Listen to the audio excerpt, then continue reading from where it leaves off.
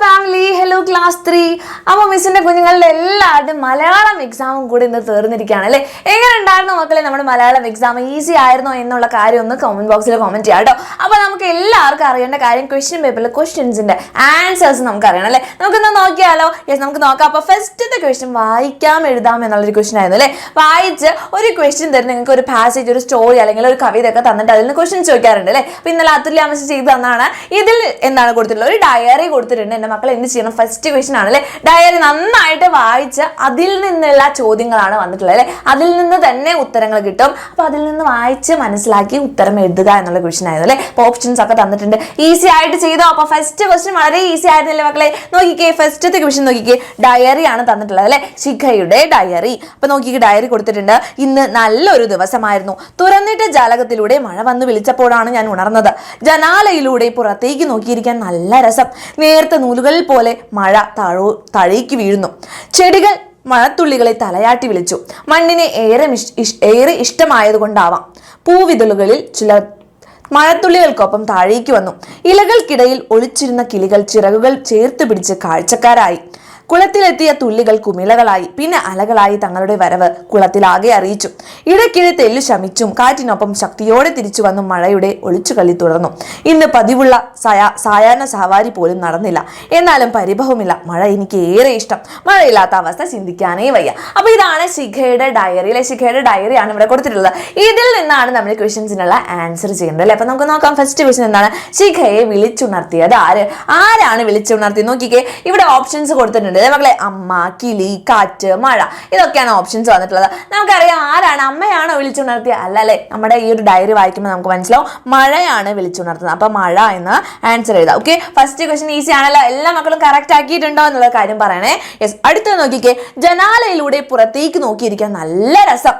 അടിവരയിട്ടിരിക്കുന്ന പദക്കൂട്ട് പ്രകടമാക്കുന്ന ഭാവം. എന്താണ് ഭാവം എന്ന് വെച്ചാൽ നമുക്കറിയാം, സന്തോഷം വരും, നമുക്ക് സങ്കടം വരും അല്ലെ. ഇങ്ങനെയുള്ള ഭാവങ്ങൾ, ഇങ്ങനെയുള്ള കാര്യങ്ങൾ നമുക്ക് എന്താണ് ഓരോ പദത്തിലൂടെ അല്ലെങ്കിൽ നമ്മൾ എഴുതുന്ന കാര്യങ്ങളിലൂടെ ക്ലിയർ ആയിട്ട് നമുക്ക് മനസ്സിലാവും. വായിക്കുമ്പോൾ ഇത് സന്തോഷത്തിൽ പറഞ്ഞാണോ സങ്കടത്തിൽ പറഞ്ഞതാണോ എന്നുള്ള കാര്യം മനസ്സിലാവുമല്ലോ. അപ്പോൾ ഇവിടെ ജനാലയിലൂടെ പുറത്തേക്ക് നോക്കിയിരിക്കാൻ നല്ല രസം എന്ന് പറയുന്നത് ഏത് ഭാവത്തോടു കൂടെയാണ്? പരിഹാസമാണോ, കളിയാക്കിയിട്ടാണോ, ദയയാണോ, ആ പാവം തോന്നിയിട്ടാണോ, സന്തോഷമാണോ, സങ്കടമാണോ? മക്കളെ നമുക്കറിയാം ഈസി ആയിട്ട് പുറത്തേക്ക് നോക്കിയിരിക്കാൻ നല്ല രസം എന്ന് പറയുമ്പോൾ എന്താ? അത് സങ്കടം കൊണ്ട് പറയുന്നതാണോ? അല്ല, സന്തോഷം കൊണ്ട് പറയുന്നതാണ് അല്ലെ. അപ്പൊ സന്തോഷം എന്നുള്ളതാണ് അടുത്തതിന്റെ ആൻസർ. ഇതും കറക്റ്റ് ആക്കിയിട്ടുണ്ടെങ്കിൽ മിസ്സിന്റെ കുട്ടികളെ പറയാം കേട്ടോ. യെസ്, അടുത്തത് നോക്കിക്കേ. യെസ്, വൈകുന്നേരം എന്ന പദത്തിന് പകരം ഉപയോഗിച്ചിട്ടുള്ള വാക്ക് ഏത്? അപ്പോൾ വൈകുന്നേരം എന്നല്ല നമ്മുടെ ഡയറിയിൽ പറഞ്ഞിട്ടുള്ളത്, പകരം വേറെ ഒരു പദം ഉപയോഗിച്ചിട്ടാണ് പറഞ്ഞിട്ടുള്ളത് അല്ലെ. നോക്കിക്കേ, ജാലകമാണോ, സായാഹ്നമാണോ, അതിഥിയാണോ, സവാരിയാണോ? ഏതാണ് ആൻസർ?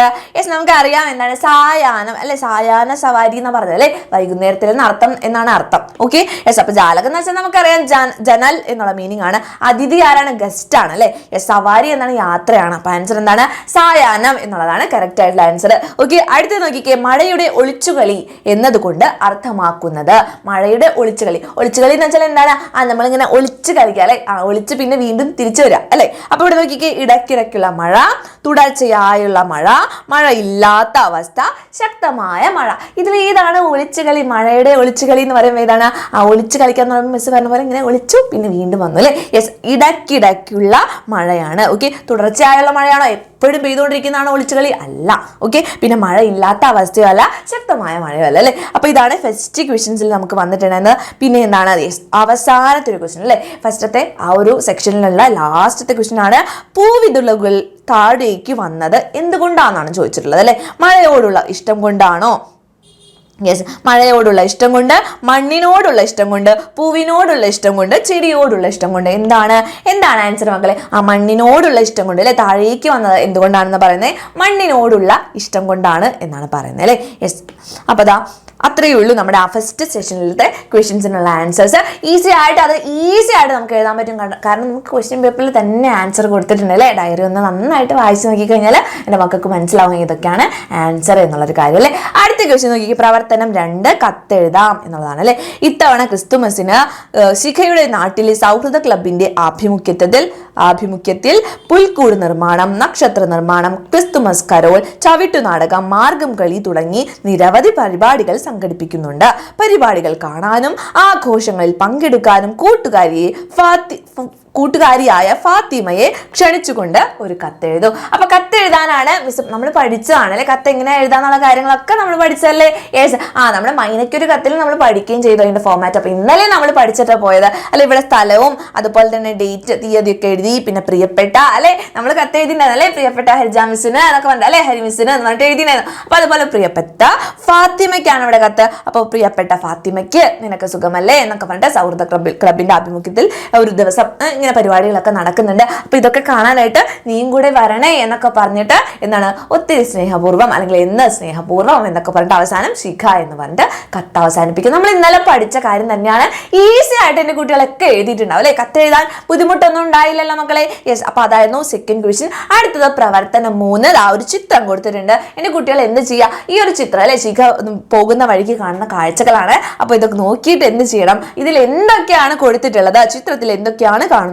അവയുടെ പേരുകൾ എഴുതൂ എന്നുള്ളതാണ് ക്വസ്റ്റ്യൻ വന്നിട്ടുള്ളത് അല്ലെ. അപ്പൊ ഒന്നാമത്തെ കൊടുത്തിട്ടുണ്ട് വയലാണ്. ഇതൊരു വയലാണ് അല്ലെ, അല്ലെങ്കിൽ പാടമാണ്. പിന്നെ എന്തൊക്കെ കാഴ്ചകളാണ് അവിടെ കാണാൻ പറ്റുക, ആ തെങ്ങുണ്ട്, പിന്നെ എന്താണ് ട്രാക്ടർ ഉണ്ട്, ഒരു കർഷകനുണ്ട്, പിന്നെ കാളകളുണ്ട്, കൊക്കുകളുണ്ട്, പിന്നെ എന്താണ് യെസ് മലയുണ്ട്, ആകാശം കാണാൻ പറ്റില്ല, മേഘങ്ങളുണ്ട്, കിളികൾ പറക്കുന്നുണ്ട്, പുല്ല് കാണാൻ പറ്റുന്നുണ്ട്. അപ്പൊ ഇങ്ങനെയുള്ള കാര്യങ്ങളൊക്കെയാണ് ഇവിടെ എഴുതേണ്ടത് അല്ലെ. വയൽ, അപ്പൊ എന്തൊക്കെ എഴുതാം, വയൽ എഴുതാം, കർഷകൻ, കാളകൾ, പിന്നെയോ കൊക്കുകൾ,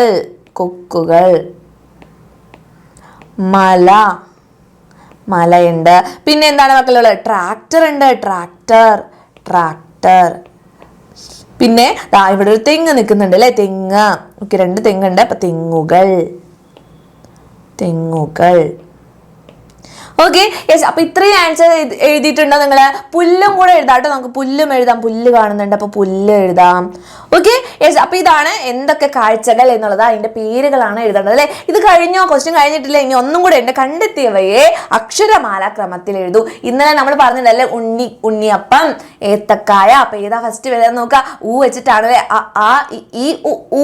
അപ്പൊ ഊ ആണ് ആദ്യം വരേണ്ടത്. അപ്പൊ ഉണ്ണിയപ്പം. പിന്നെയാണ് ഏത്തക്ക അല്ലെ. അപ്പൊ ഏത്തക്ക രണ്ടാമതാണ് വരാന്നൊക്കെ പറഞ്ഞു തന്നിട്ടുണ്ടായിരുന്നു മിസ്. അപ്പൊ അക്ഷരമാല ക്രമത്തിൽ എഴുതാം. അപ്പൊ എന്തെങ്കിലും ഡൗട്ട്സ് ഉണ്ടെങ്കിൽ എന്താ ചെയ്യേണ്ടത്, ഈ നിങ്ങൾ അവിടെ സൈഡിൽ എഴുതിയിട്ട് നോക്കിക്കോട്ടോ, കുഴപ്പമൊന്നുമില്ല. അപ്പൊ ഇവിടെ എന്താണ് ഫസ്റ്റ് വരേണ്ടത് നോക്കുക. കാക്ക വെച്ചിട്ട് കുറെ ഉണ്ട് അല്ലെ, 3 പേര് വരുന്നുണ്ട്. അപ്പൊ അടുത്ത അക്ഷരമാണ് നോക്കേണ്ടത്.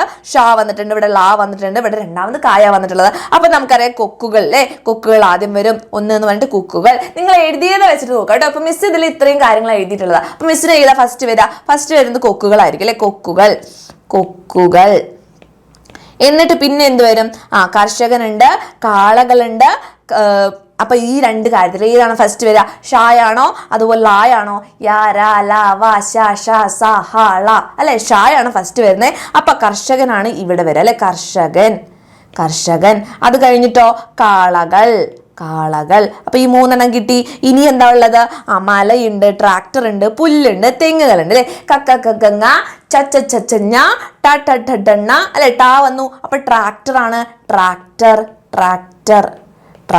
ഇനിയോ ടട്ടണ്ണ, തത്തന. അപ്പൊ തെങ്ങുകളാണ്, തായാണ് വരുന്നത്, തെങ്ങുകൾ. പിന്നെയോ പ ഫ ഭ ഭ മ. അപ്പൊ പുല്ല്. അപ്പൊ അവസാനം പുല്ല് വന്നു. ഓക്കെ, അപ്പൊ ഇങ്ങനെയാണ് നമ്മുടെ ഈ ഒരു ക്വസ്റ്റ്യന്റെ ആൻസർ എഴുതേണ്ടത്. അപ്പൊ നിങ്ങൾ എങ്ങനെയാണ് എഴുതിയിട്ടുള്ളത്, ചിലപ്പോൾ മല എന്നായിരിക്കില്ല, ചിലർ കുന്ന് എഴുതിയിട്ടുണ്ടാവും അല്ലെ. അപ്പൊ കാ തന്നെ എടുക്കുക. ഓക്കെ, കാ തന്നെ എടുക്കുക. അപ്പൊ അങ്ങനെ ഒരു വ്യത്യാസം മാത്രം വരുന്നുള്ളൂ. എഴുതുന്ന രീതി ഇത് തന്നെയാണ് കേട്ടോ. അക്ഷരമാല നോക്കുക, എന്നിട്ട് ആദ്യം വരുന്ന ആരാണ് അത് വെച്ചിട്ട് വേണം എഴുതിയിട്ടുള്ള വാക്കുകളിൽ നിന്ന് ഫസ്റ്റ് താളെ എടുത്തെഴുതാൻ വേണ്ടിയിട്ട്. വയലുണ്ട് അല്ലെ, വയലുണ്ട്. അപ്പൊ അവസാനം യാ രാ ലാ വാ ഷ ഷ സ ഹ ള അല്ലെ, വാ വന്നിട്ടുണ്ട്, അവസാനം വയൽ അവസാനം വന്നു. ഓക്കെ, അപ്പൊ ഇങ്ങനെയാണ് അക്ഷരമാല ക്രമത്തിൽ എഴുതുന്നത്. അതായിരുന്നു നമ്മുടെ സെക്കൻഡ് ക്വസ്റ്റ്യൻ എന്ന് പറഞ്ഞ പ്രവർത്തനം അല്ലെ. ഇനി തീർന്നിട്ടില്ല, ചിത്രത്തിലെ ആശയവുമായി ബന്ധപ്പെട്ട ഒരു ചൊല്ലെഴുതും. അപ്പൊ ചിത്രത്തിലെ ആശയം എന്താണ് മക്കളെ? നമുക്കറിയാം, കൃഷിയാണ് ചിത്രത്തിലെ ആശയം അല്ലെ. അപ്പൊ ഇന്നലെ നമ്മൾ കൃഷിയെ പറ്റി ചൊല്ലി പഠിച്ചിട്ടുണ്ടായിരുന്നു അല്ലെ. വിത്താഴം ചെന്നാൽ പത്തായം നിറയും, വിത്താഴം ചെന്നാൽ നിങ്ങൾക്ക് അറിയുന്ന ചൊല്ല് നിങ്ങൾ എഴുതിക്കൊള്ളൂ കേട്ടോ. പക്ഷെ എന്താ ശ്രദ്ധിക്കേണ്ട കാര്യം, കൃഷി ചൊല്ലായിരിക്കണം എന്നുള്ള കാര്യം മാത്രം ശ്രദ്ധിച്ചാൽ മതി. വിത്താഴം ചെന്നാൽ പത്തായം നിറയും. അപ്പൊ അപ്പൊ ഇതാണ് ഈ ഒരു ക്വസ്റ്റിന്റെ ആൻസർ വരിക. ഓക്കെ, അടുത്ത നോക്കി പ്രവർത്തനം 4 വരികൾ കൂട്ടിച്ചേർക്കാം എന്നുള്ളതായിരുന്നു. നമ്മൾ ഇന്നലെ പഠിച്ചിട്ടുണ്ടായിരുന്ന ഒരു കവിത, എന്നിട്ട് അതിന് വരികൾ നമ്മൾ കൂട്ടിച്ചേർത്തു അല്ലെ. അപ്പൊ ഇത് നിങ്ങൾ ഈസി ആയിട്ട് ചെയ്തിട്ടുണ്ടാവും. ചെമ്പട്ടി നിറമേന്തി വിടർന്നൊരു ചെമ്പരത്തി കളിത്തോഴി പൂന്തേനുണ്ട് വരുന്നു പറന്നു വരുന്നു ചന്തമെഴുന്നൊരു പൂമ്പാറ്റ. ഈസി ആയിട്ട് എഴുതിയിട്ടുണ്ടാവല്ലോ മക്കളെ. നിങ്ങൾക്ക് ഇഷ്ടമുള്ള വരികൾ നിങ്ങൾ അതുമായിട്ട് ചേർത്ത് എഴുതുക. പൂവും പൂമാറ്റയായിട്ട് ചെമ്പരത്തിയൊക്കെ ബന്ധപ്പെട്ടുള്ള വരികളാണ് എന്നുള്ളത് മാത്രം ശ്രദ്ധിച്ചാൽ മതി കേട്ടോ. അപ്പൊ ഇത് ഈസി ആയിരുന്നിട്ടുണ്ടാവും. ഇനി അടുത്തതാണ് നമ്മുടെ പ്രവർത്തനം 5 കളി അനുഭവ വിവരണം അല്ലെ. ശിഖയും ഫാത്തിമയും ചേർന്ന് ഏറെ നേരം സാറ്റ് കളിച്ചു. വീട്ടിൽ മടങ്ങിയെത്തിയ ഫാത്തിമ അമ്മയോട് കളിയുടെ വിവരങ്ങൾ രസകരമായി പങ്കുവെച്ചു.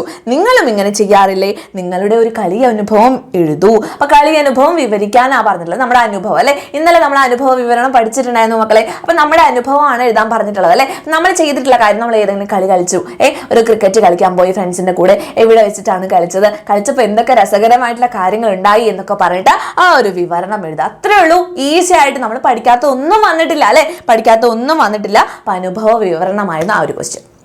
യെസ്, അടുത്ത പോസ്റ്റർ നിർമ്മിക്കാനാണ്. അതും നമ്മൾ ഇന്നലെ പഠിച്ചാണ്. ഇവിടെ നോക്കി ഭക്ഷണം അല്ലെ. കുറെ കുഞ്ഞുങ്ങൾ നമ്മളെ പോലെ തന്നെയുള്ള കുഞ്ഞുങ്ങൾ അല്ലെ. അവരെന്താണ് നിലത്ത് നിന്നൊക്കെയാണ് ഭക്ഷണം വാരി കഴിക്കുന്നത്.